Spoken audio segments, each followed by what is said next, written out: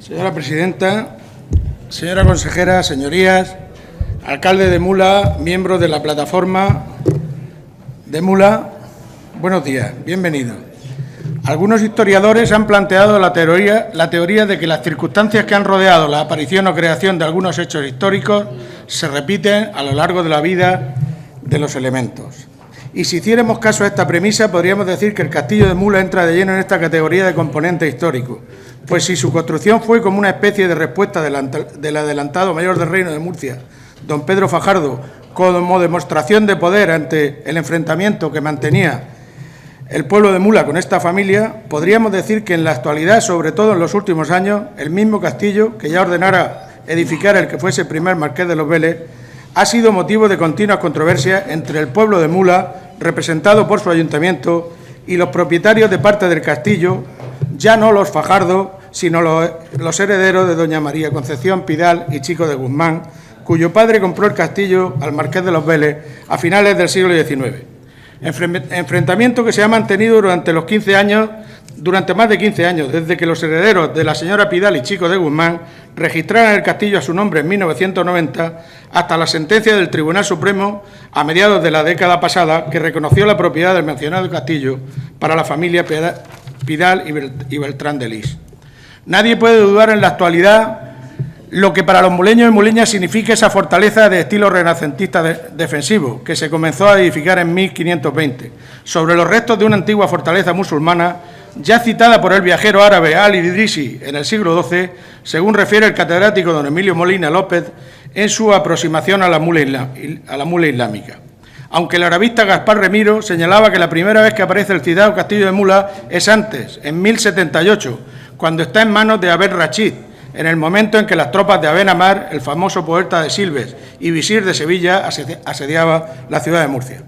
Luego se referirá a esta misma fortaleza el infante de Castilla Alfonso X en 1244, cuando la conquista, al no aceptar la ciudad de Mula las capitulaciones del rey moro de Murcia. Posteriormente, y después de la reconquista cristiana, siendo ya rey Alfonso X, en su crónica general nos describe la fortaleza de Mula como un alcázar alto, fuerte, torrado, es decir, poderoso y con torres de defensa. Más tarde ese mismo alcázar resistirá a las tropas aragonesas de Jaime II tras la invasión que éste lleva a cabo del Reino de Murcia en 1296, resistencia que se prolongó durante 8 años y que finalizó con la retirada del aragonés, que en venganza por no haber podido tomar la fortaleza, prendió fuego a la localidad en su repliegue.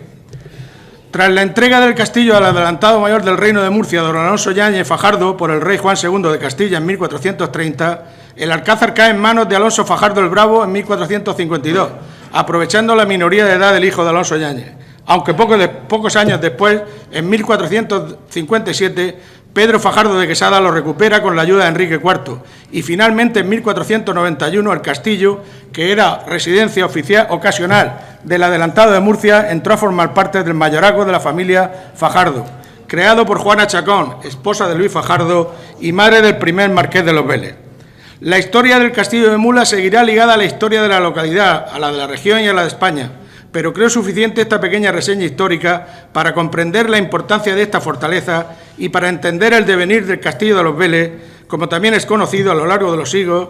y que es un reflejo fiel del transcurrir de la ciudad de Mula y sus habitantes, que está magníficamente plasmado en la obra El castillo de Mula, de don José Antonio Zapata Parra, presentada hace unos meses, en donde el prologuista, el historiador y cronista oficial de la ciudad de Mula, don Juan González Castaño, nos recordó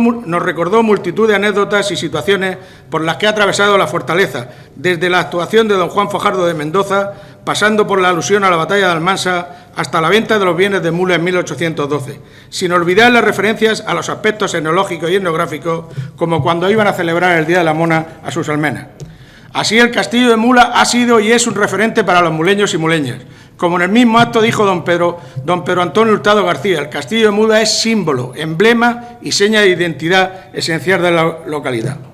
Pues bien, tristemente, ese emblemático símbolo de la identidad muleña, desde hace varios años, sobre todo desde el fallo del Tribunal Supremo, otorgando la propiedad a la familia Pidal y Beltrán de Lis, está totalmente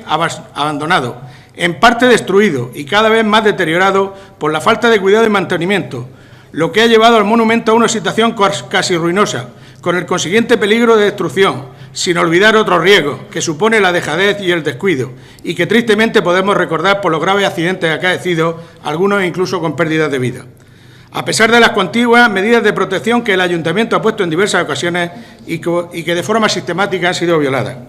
Esa misma situación es la que ha llevado a la Asociación Hispania Nostra, cuyo objetivo primordial es la defensa del patrimonio, a situar el Castillo de Mula dentro de la tabla de los elementos de patrimonio histórico que están en grave peligro de deterioro, dentro de la veintena de monumentos que nuestra región ha incluido dicha asociación como dentro de la línea roja. Con la finalidad de poner fin a esta situación, se ha constituido el pasado mes de julio la plataforma Mula por su Castillo, integrada por ciudadanos anónimos y numerosos colectivos, entidades y organismos varios, cuyo objetivo prioritario es que la fortaleza muleña pase a ser titularidad pública como patrimonio histórico-artístico de todos los muleños y que se lleven a cabo todas las actuaciones de conservación y restauración y exigir el cumplimiento de la Ley 4/2007 de Patrimonio Cultural de la región de Murcia y que se recupere el castillo para el pueblo de Mula. Porque es cierto que los actuales propietarios no cumplen esa ley de patrimonio, sobre todo en lo que se refiere al artículo 8.1, ya que ni conservan, ni custodian, ni protegen ese bien de interés cultural. No han permitido las visitas públicas, como fija el punto C de dicho artículo, y no llevan a cabo las obras y demás medidas necesarias para la conservación y mantenimiento y custodia de los bienes de este bien de interés cultural.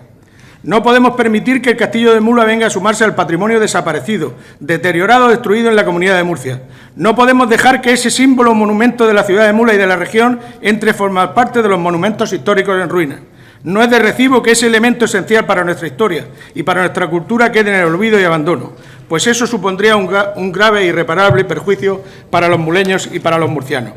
No podemos consentir que la pérdida del Castillo de los Vélez de Mula venga a incrementar la puntuación negativa que esta comunidad dentro del ranking de las comunidades que menos atiende su patrimonio histórico. Y eso además dentro de un país que es de los que menos invierte en protección de bienes históricos. No llegamos a los 10 euros per cápita frente a los 13,27 de Francia, a los 15,10 de Italia o a los 14,87 de Portugal.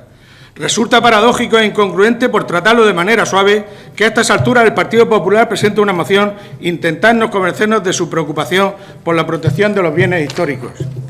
Les puedo recordar las múltiples mociones, preguntas, solicitudes de información, enmiendas a los presupuestos que no han sido atendidas por el Gobierno del Partido Popular. Puedo hacer referencia a la situación del yacimiento de San Esteban, al descuido de los restos hallados en Joven Futura, la desidia hacia San Ginés de la Jara y las ermitas del Monte Mirar, a la despreocupación hacia el convento de las Carmelitas de Caravaca, al olvido de los molinos del campo de Cartagena, al abandono del complejo de Monteagudo, al desinterés hacia el patrimonio hidráulico de la Huerta de Murcia o a las baterías de la costa de Cartagena. Y así podría seguir nombrando multitud de casos que todos conocemos. Por eso les decía que la moción que presentan es incongruente, paradójica y falta de credibilidad. Agradezco que finalmente hayamos llegado a un acuerdo para cambiar la moción que ustedes presentaban, porque lo que necesita el Castillo de Mula es que se inicie, o lo que nosotros proponíamos es que se inicie de forma inminente la expropiación y la urgente ocupación pública del Castillo de los Vélez en defensa del patrimonio. Y sin perjuicio de la expropiación, que de inmediato se aplique el artículo 8 de la Ley de Patrimonio Cultural, que obligue a los propietarios a reparar de forma inmediata las zonas con más riesgo de ruina y derrumbe y las actuaciones necesarias para el mantenimiento del monumento. Y si no, que las ejecute la Administración Pública con cargo al erario de los propietarios. Agradezco esa oportunidad que hemos tenido los cuatro grupos políticos de consensuar un texto final de las enmiendas para que se apruebe por unanimidad. Es lo que se merecía el Castillo de Mula como monumento histórico y cultural de todos los murcianos y lo que se merecían todos y todas las ciudadanas de Mula. Muchas gracias. Muchas gracias.